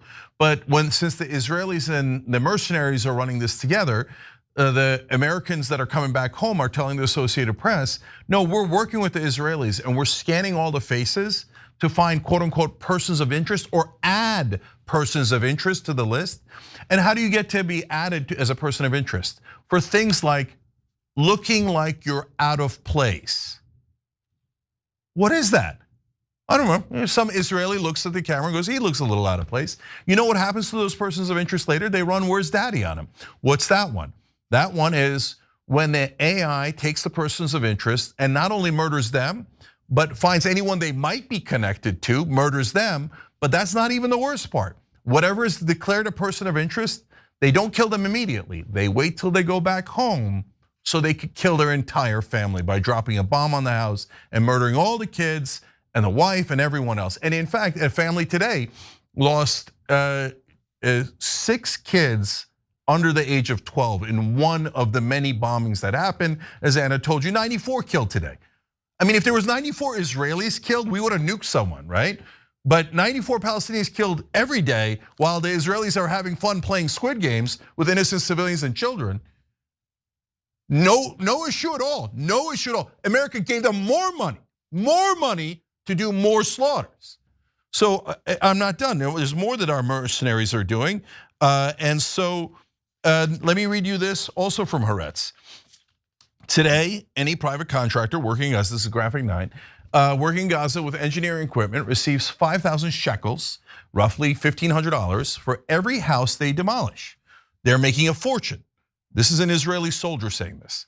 From their perspective, any moment where they don't demolish houses is a loss of money, and the forces have to secure their work. The contractors, who act like a kind of sheriff, demolish wherever they want along the entire front. In order for the contractors to quote unquote protect themselves, a shooting incident breaks out and people are killed. These are areas where Palestinians are allowed to be. We're the ones who moved closer and decided they endangered us.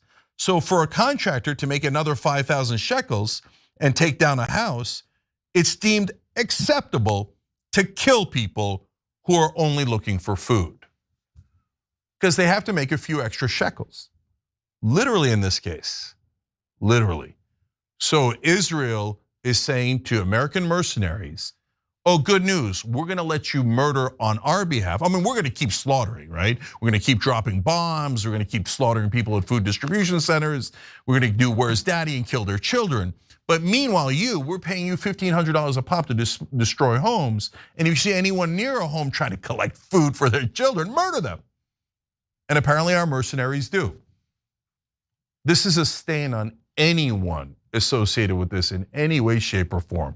Everybody's going into a museum one day and people are gonna look back and go, oh my God, they literally called the program Where's Daddy?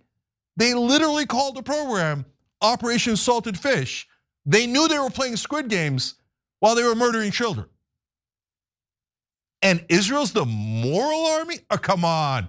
I mean, that kind of propaganda makes people build a loathing, right? I mean, yep. It's obviously one of the most immoral armies in the world, obviously. I mean, there are armies more immoral than this? Yeah, maybe you could find it in Sudan, maybe in North Korea, etc. But I mean, certainly among the most immoral armies we've ever seen in our lifetimes. So no amount of propaganda is gonna fix that. No amount of calling people anti-Semites is gonna fix that. And last thing on that, so for the supporters of Israel, they say, Israel's a Jewish state, so you're not allowed to criticize it because you're an anti-Semite. Now imagine if Muslims did something absurd like that. Said Iran is a Muslim state, Saudi Arabia is a Muslim state. So if you criticize Saudi Arabia or Iran, you're anti-Muslim and you should be fired, you should be deported, you should be denaturalized, they should take your diploma away. You're anti-Muslim. You're never allowed to criticize the Saudis. You're never allowed to criticize Iran. We would say you're a freaking lunatic, right? But they literally do that with Israel, and American media and American politicians are like, oh yeah, they're all anti-Semites. No, you murdering children is no problem at all. Oh yeah, you guys gonna do a tug of war and then pull them in and have them die and we'll do all these sick games to murder more people? Oh, that's totally fine, I'm not offended by that at all. Over 30,000 dead women and children, a stadium full of dead women and children, not offended. You criticize a Jewish state of Israel. Oh my God, you're a monster. Everything in your life should be ruined, you anti-Semite. No, it's a trick, guys. It's not about Jews at all. Right now, young Jews help elect Mamdani in New York. Young Jewish Americans are totally against this war, okay? It has nothing to do with Jewish or not Jewish. It has to do with the sick people in charge of these governments. The Israeli government is filled with terrorists, literally. Ben-Gvir is a convicted terrorist, and it's filled with apocalyptic religious zealots who believe that God wants them to murder the Palestinians and ethnically cleanse Gaza and the West Bank so that they could have Judea and Samaria back, and that they talk to God. They're like, Yahweh, how many Palestinian children should I murder? And these people are empowered, they run a government. And our government is so corrupt, for another few shekels, they go, oh, you gave me a campaign donation, AIPAC. Well, now I, of course, murder any children you like. That's our politicians, they're also going in museums. And all of this funded by you and me because those crook sons of bitch American politicians took bribe after bribe after bribe from, yes, the Israeli lobby. That is obvious. When American media tells you that's not true, they're literally lying to you. Yes, there are lobbies for all sorts of different corporations and governments, etc. But is AIPAC a giant lobby? Were they the #1 donors to Congress people in this election cycle? Yes, stone cold fact. That lobby that works for Israel, not us, not for Americans. That lobby that works for Israel controls over 80% of Congress, and the worst people on earth, they are the worst of us. Those politicians are scum, total scum. They go, oh, you want to murder children? Campaign donation.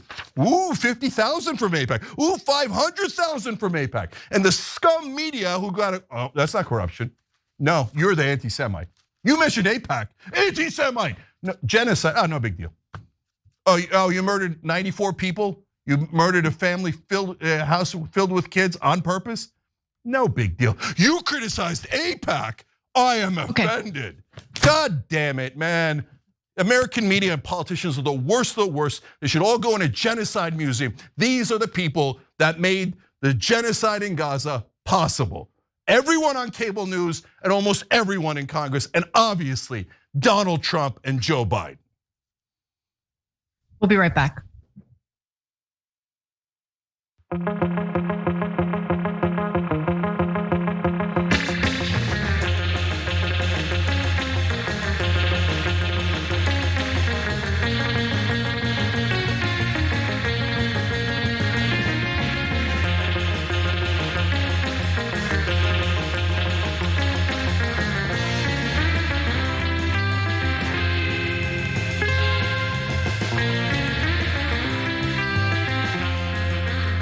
Man, I made it 80% through that story, and I thought to myself in my head as Anna was talking, oh, I think I'm gonna make it without losing my cool.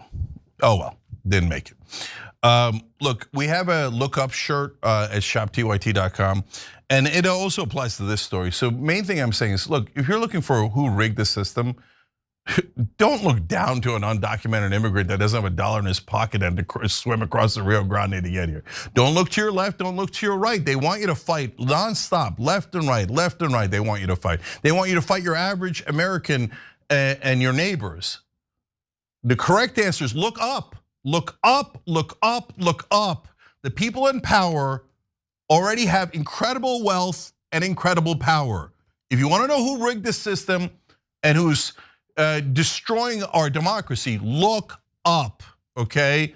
And so, and it applies to the Israel story as well.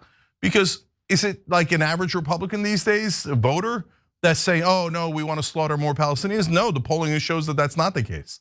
The Democrats, oh my God, the Democrats don't want to kill the Palestinians at all. Is it your fellow American who's Jewish or Muslim or Christian? No, no, look up. It's the politicians and the special interests that give them money to finance genocide, slaughter, corporate tax cuts, cutting Medicaid, corporate subsidies, all of your problems. Look up, not to your left, not to your right, not down.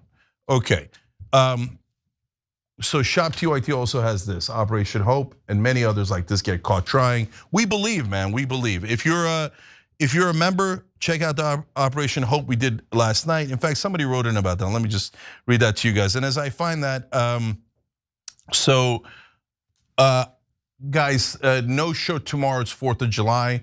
But on Monday, huge Rebellion PAC announcement.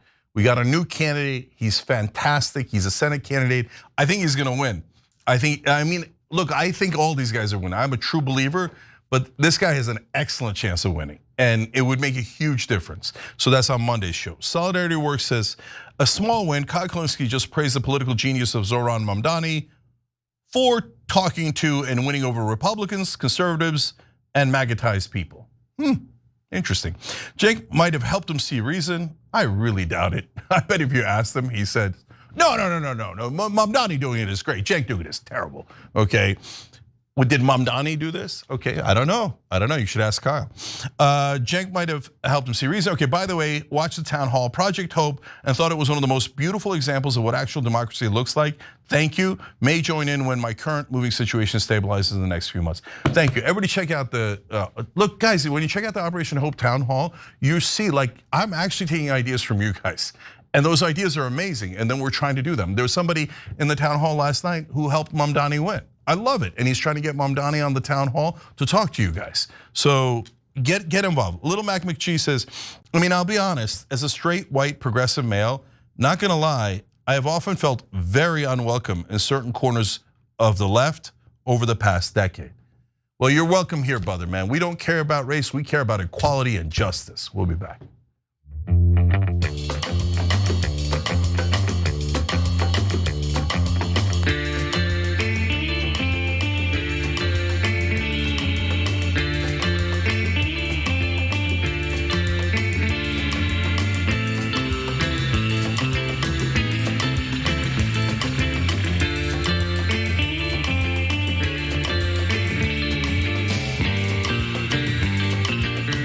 Back on Young Turks, Cenk and Anna with you guys. Also, Drunken Monkey, which is a super fun handle. They just joined, hitting the join button below. TYT.com is a great place to join.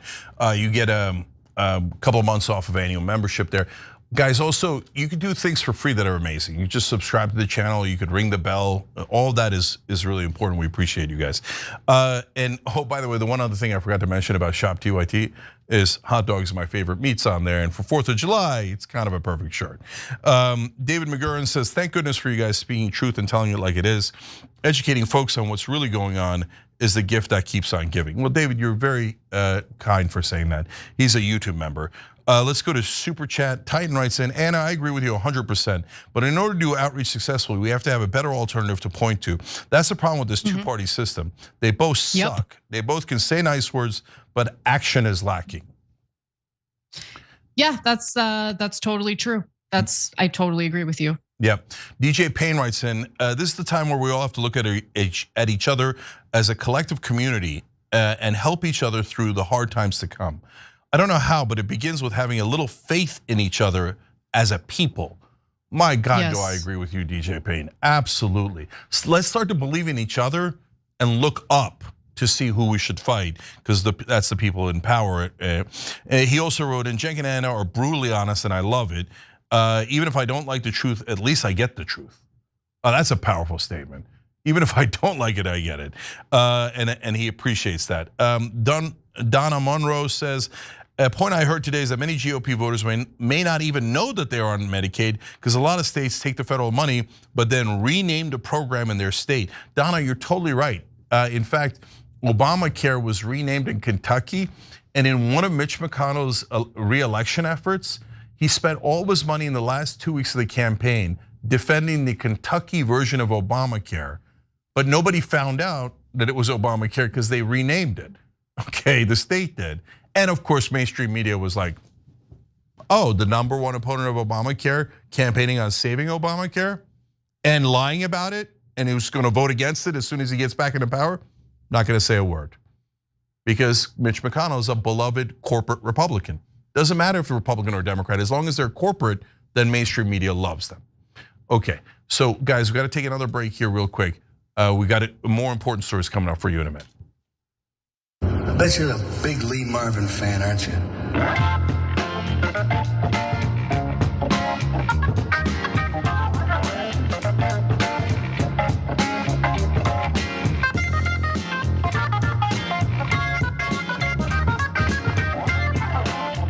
All right, back on TYT. Let's read your more comments. Why? But why? Oh wait, this is the break. Oh my God, I'm sorry. Yes, we should read more comments. Apologies, I was in the wrong. I'm all turned around. Okay, go ahead. It's okay, God bless. So in Guns We Trust said, there's some things in life I'll never forget. The genocide and the evil from the gaslighters like the IDF spokespeople or Congress people's silence when confronted will always invoke a feeling of disgust.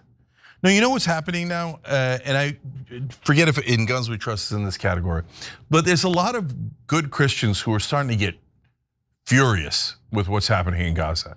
And I have to be honest, I didn't think that would happen. I didn't think they'd ever wake up and be like, oh yeah, right, we're pro-life. They've already murdered over 17,000 children, might be close to 18,000 now. Oh right, I didn't think they'd ever notice that. But Thomas Massey started it a little bit. Tucker Carlson started it a little bit. And now a lot of Christians are coming out and going, why are we paying for a genocide? That doesn't seem very Christian of us. And then they find out things like, oh, there's still Christians left in the occupied territories. And they're like, what? We're not just paying for Muslims to be murdered?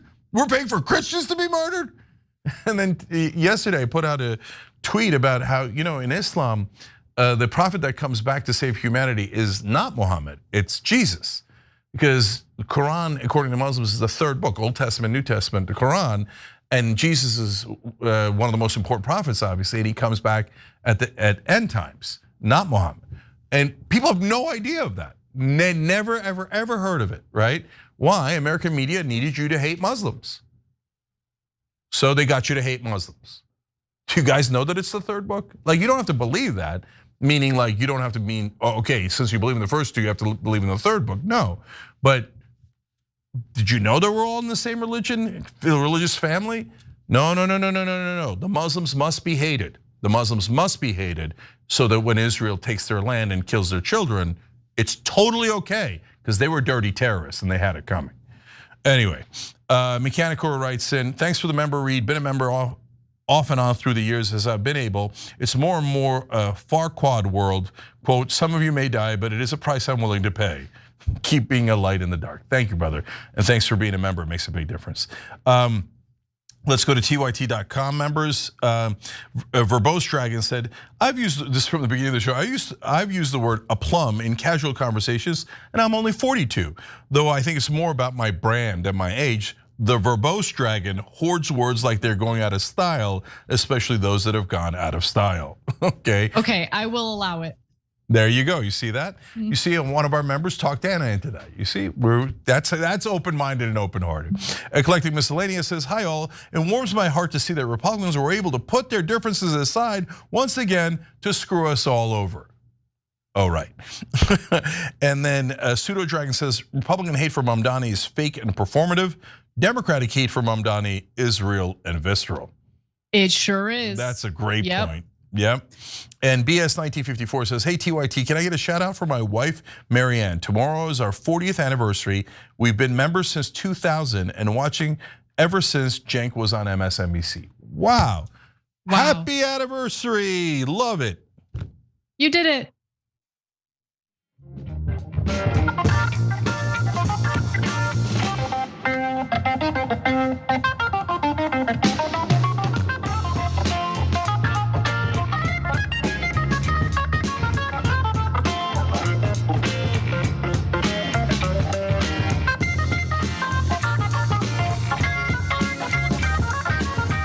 Back on TYT, Cenk and Anna with you guys. All right, more news.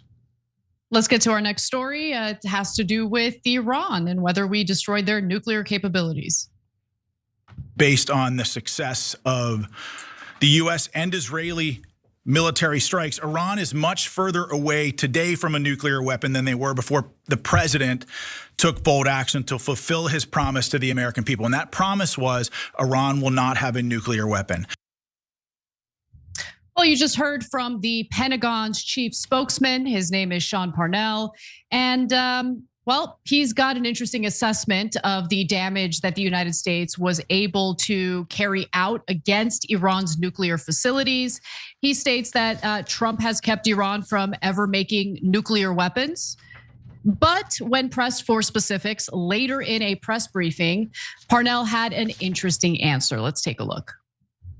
Have you had time now to do a deeper assessment of the damage to the nuclear facilities, and have there been any sort of like air patrols or anything like that to gather additional information? So I'll answer your second question first. Our assessment of the battle damage around Fordo, Nantes, and Isfahan remains unchanged. I mean, we believe, and certainly all of the intelligence that we've seen have led us to believe that those facilities especially have been completely obliterated.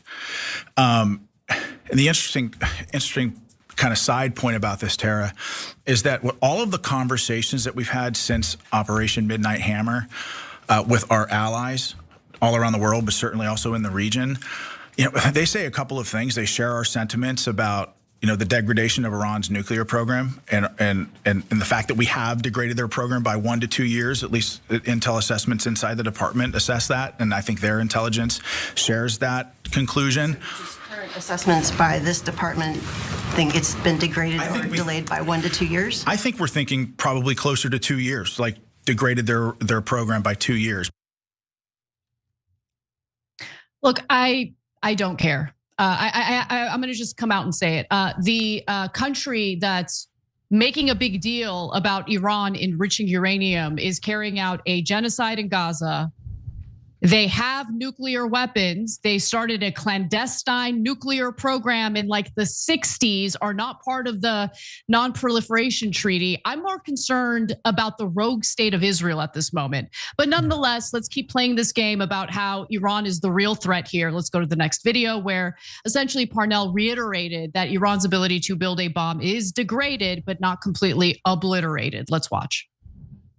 We believe that sending bombers from Missouri, 37 hours on a mission, not a single shot fired at them, took a very strong psychological toll on Iranian leadership. We also believe that the degradation of the facilities at Fordow, Isfahan, and Natanz degraded their physical capability of constructing a bomb. And it's not just enriched uranium or centrifuges or things like that. We destroyed the components that they would need to build a bomb.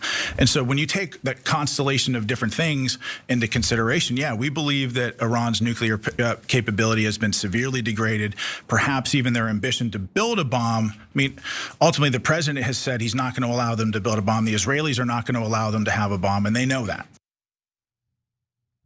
Okay, so let me explain to you what's going on. Everyone who is talking about how either the nuclear capacity in Iran has been obliterated or hasn't been harmed at all, everyone's full of crap. No one knows. No one knows. You want to know why? Because you literally need inspectors to be there on the ground to assess the damage that's been done. Now, here's the issue. Iran, who had been allowing international inspectors into their country, are no longer playing ball. Because guess what? What's the point of pursuing diplomatic means when the United States is going to bomb you anyway?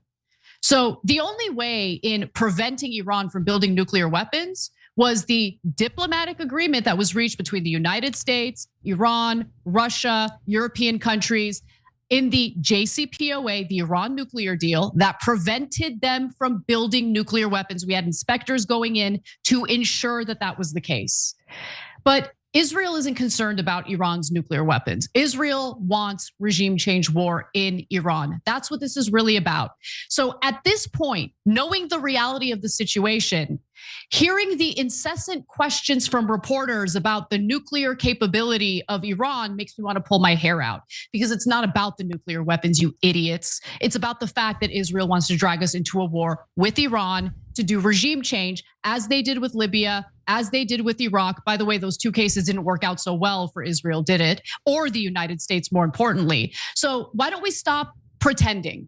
Let's stop with the theater. Let's stop with the facade. The only thing that's, I guess, a little bit of a silver lining in the story is the fact that the Trump administration clearly really does not want to go to war with Iran. And that's a good thing. Let's keep it that way and get to pushing, okay? Because I'm not really interested in continuing to support this genocide by a rogue state that has nuclear weapons without acknowledging them or entering the non-proliferation treaty. End of story. That's what this story is really about.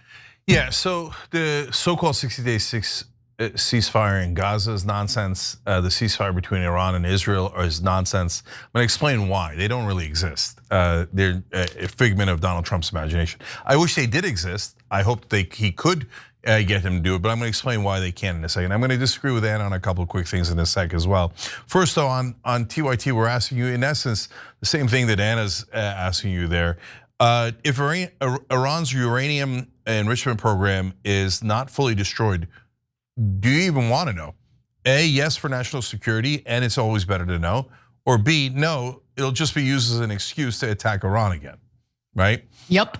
And so, by the way, no is winning by 77%. So anyways. It's the right audience. Yeah, well, we do have the smartest audience in the world. Oh, they just started voting, okay. So, guys, now let me explain a couple things. First of all, a slight correction on Anna. You said you'd need on-the-ground inspectors. No, you need inspectors to go under the ground. They'd have to go way, way, way underground to see how much it's damaged. Obviously, that's impossible, so everyone is guessing. Totally, utterly guessing, okay? Number two, you said Libya and Iraq didn't really work out for Israel. They actually kind of did. They didn't work out for Libya or Iraq or the Middle East or the world or America, right? But Israel's goal there was not democracy in Iraq or Libya. Israel's goal was to make sure that no one could oppose them as they took more Palestinian land. And Saddam Hussein used to sometimes fund Palestinian defense, and Gaddafi would sometimes fund Palestinian defense. Now they're both dead. Their countries are in much worse shape, in massive civil war in Libya. Slavery's made a comeback in Libya, okay? And so, but Israel is very happy. They're like, oh, you have slavery, civil war, massive death, both to American soldiers. It costs you $8 trillion, this global war on terror. Yes, but they're not funding defense of Palestinians anymore. And what was Iran doing? They were funding Hamas and Hezbollah. You can call them terrorists, then they are, right? Israel is also obviously a much bigger terrorist. They not only have killed 57,000 people, 30,000 at least women and children. If Hamas had killed 30,000 women and children, Israel probably would have killed every Palestinian alive, okay? I mean, they're gonna do that anyway, but go ahead. So, I mean, they're only doing a genocide for now, not a Holocaust. So, and they brag about that. They're like, well, we didn't kill them all. We could have killed them all, but we haven't killed them all yet. Well, you must be so proud. And by the way, that is the difference between a genocide and a Holocaust. A Holocaust is when you try to kill them all. And so, okay, but for now it's just a genocide. So now in Iran, the reason why the ceasefire is nonsense and we're gonna, at least Iran and Israel are gonna head back to war is because number one, what Anna read you was Iran is saying, no, we're gonna enrich uranium. No way, no way. You guys wanna bomb us and tell us that the peace negotiations was just a front and it was a cute trick and then you murdered our lead negotiator? And then you told us, oh yeah, here, we're gonna give you 2 weeks to get back to the peace table. And then you dropped bunker busters on us while we were going back to the peace table. So no, America and Israel are warmongers. They're not interested in peace at all. All they ever do is murder our politicians, murder our scientists, drop bombs on our civilians. Israel's killed over 300 civilians in Tehran, in our capital city. You think we're gonna trust you? No, we're gonna go right back to enriching uranium. And you, what are you gonna do? All right, come and get us. So okay, but let me interrupt. Sorry. I really wish that wasn't the case because I don't want to go to war with Iran. And when they talk like that, that gives in the minds of government officials in the United States, certainly Israel. I mean, they want to go to war with Iran. Well, let me correct that. They want the United States to go to war with Iran on their behalf so badly. So anything they can latch onto, they will latch onto as justification for that war. Look, at this point, I'm going to be honest with you guys. Okay, at this point, the way that I predict the future is the only way to prevent the United States from getting dragged into a war with Iran is if they do develop a nuclear weapon. No, there's another way. What's the other way, Cenk? Okay, so and this is going to be the most important decision of Trump's administration. Oh, we're cooked. We're totally cooked. Yeah, we might be. We probably are. But let me explain what's going to happen next. So since Iran is back to enriching uranium, that's the lesser of the problems, but it's a problem, right? In Israel, they want complete subjugation of the entire Middle East so that no one can fight back when they take more Arab land, okay? And so they want to end the Iranian regime, period, because the Iranian regime has funded Hamas and Hezbollah, which again, you can call them terrorists, you can say, I mean, they're the people fighting back in a terrible way, but in some way to try to help the Palestinians. So I don't agree with their actions, but it's some defense of Palestinians, and the Israelis think that defending Palestinians is the worst thing in the world. Anyone who would defend a Palestinian is called a terrorist. When the Palestinians actually went to try to go to the UN like Israel did to do it diplomatically, can we get a nation too? You know what Israel called them? Terrorists.